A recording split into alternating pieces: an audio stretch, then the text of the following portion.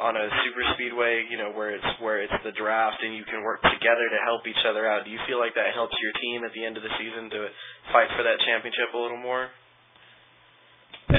Yes and no. I mean, there's some good sides to it and some bad. In a way, we are a Lions team with Team Red Line, and they have 4 drivers over there. And with my 5, that gives you a pretty big freight train, I guess you could call it, that would be working together and, running with each other and working together. And then you also have that, you have those little occasions where, someone else, gets in there with you and, get that mixture, and you have the guys, on your team that wants to go. I mean, everybody wants to win, and that's the thing with my team. My team is so competitive against one another that, it's not like I'm just going to sit back here and wait for you all, to mess up. I'm going to go myself. And that's why I kind of tell my team, I want them to go out every week and compete against one another. I don't want them to set aside and say, hey, you go ahead and you win, and, I'm just going to push you to the win. It's competitive. They're competitive, but they're also smart. I mean, when I won my 2 races this past season, I had teamwork, and there was several occasions where we were friends. Whatever race we could go back to, I was running up front. We had myself, Warren Johnson, Jeffrey, Daniel Gomez, and Adam Sweet all together in the top 5. Well, of course, Adam wasn't on my team yet, but he was working as he was a teammate at first. But then you get them guys here sooner or later, they're going to want to move. They're going to want to make their move. And Adam Gomez made their move. And Warren Johnson and Jeffrey were both committed to working with me. And, I mean, you got the competitiveness and then you got the teamwork. And it all equals out and it just makes it fun. Kind of like you have your own battle against your team. And so you have your pros to it, you have your cons, because you never know who's going to go with which teammate, and so it's a lot of fun, and sorry, I just got that. All right. That was good, and good to get obviously an owner's opinion on the matter. We'd like to thank you for stopping by tonight and giving us your opinion on, of course, the matters of the rules changing and new rules stepping in and all that. One last question before you go. We obviously just added in a modified series. They replaced two pre-existing series with that. How do you feel on that? Is that, you think that was a good choice for a mod to replace the 2? I definitely believe it's going to be a fun series, and I'm just going to go out on a limb here and hopefully make you guys laugh as well as everybody else. I'm going to just say, watch out for Team Red Line and Revolution in that series. All right. Well, we definitely will be watching out for you, of course. Randall Coleman with us tonight, always a force lately, and of course his teammates are as well. We look forward to hearing from you later on this season, Randall. All right, guys. Thank you. At this time, we're going to bring in Justin Malillo from Open Speedway. Justin, obviously you're a busy guy. You got Open Speedway going over there. What's the news for that place? We got a lot of stuff going on right now. We just started up our Thursday Night League tonight. I believe we're in season like 15 of that. We got racing every night of the week. It's been going on so long. We've had Open Speedway going for like, I don't know, 8 years now since the game came out.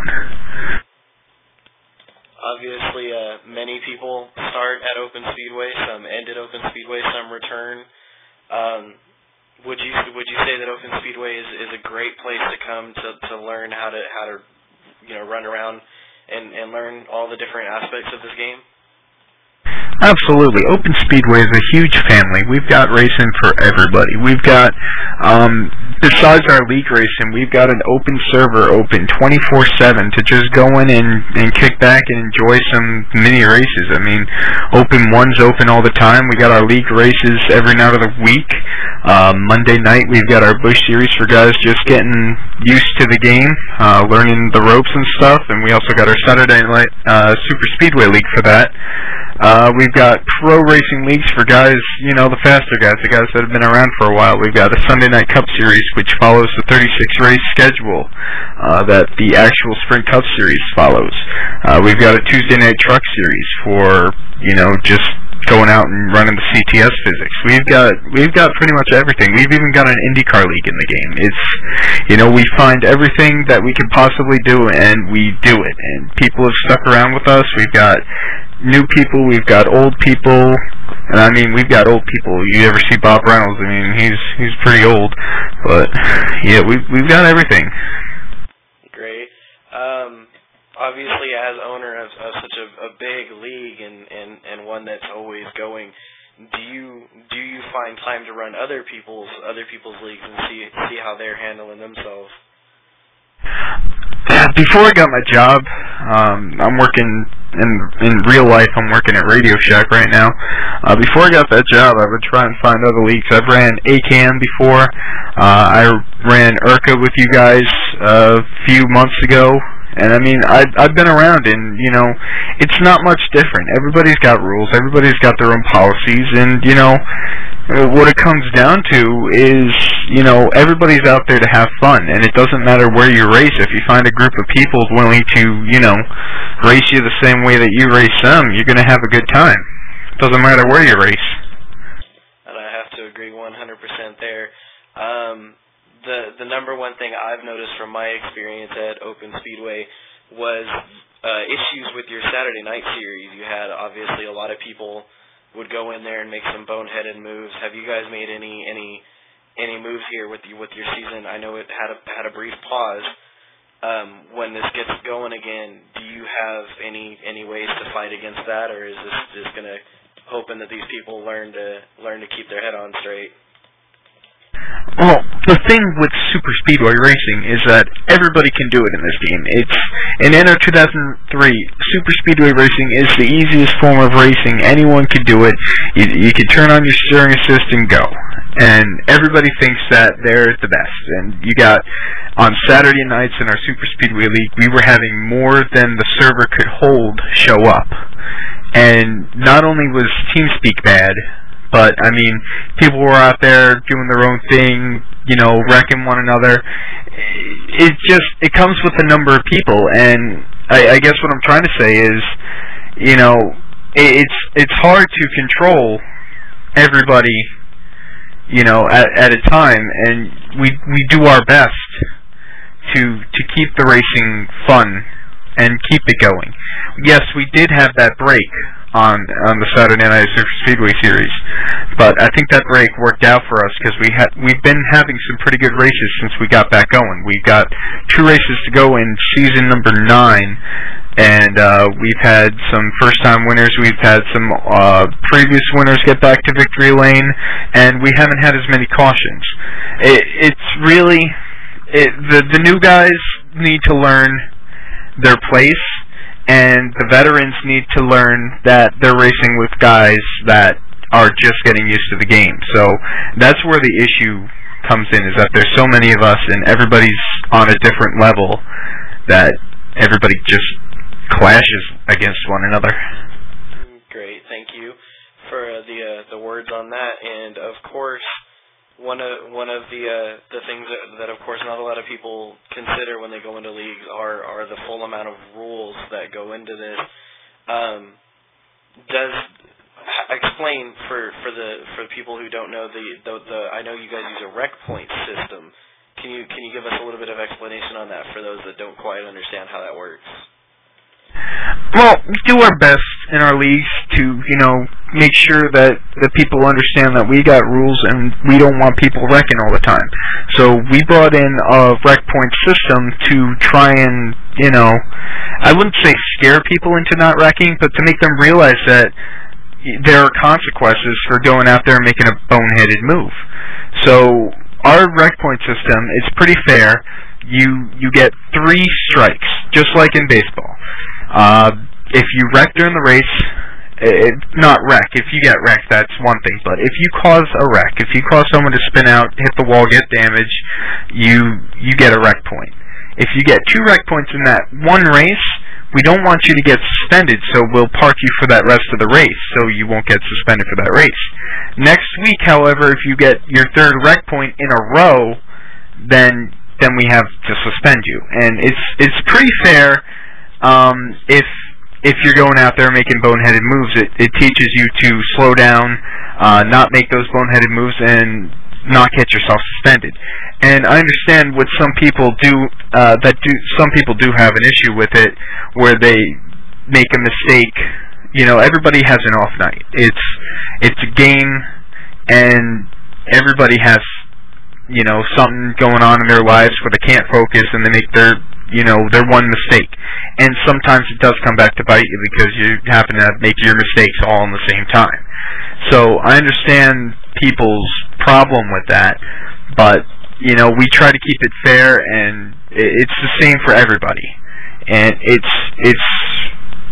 you know, if you think about it, if you just go out there and mind your P's and Q's, you're not going to have to worry about anything. All right, great.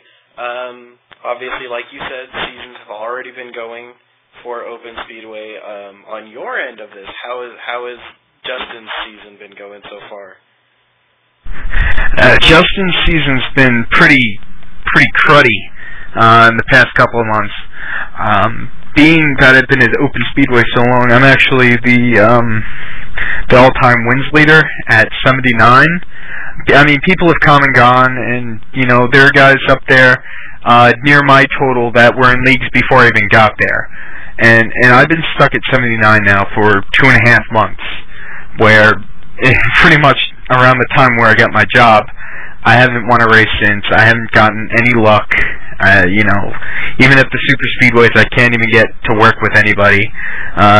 So I'd say pretty much Justin Malillo's season is, I'm feeling like Dale Jr. right now. I want to get myself back to victory lane because I haven't done it in a while.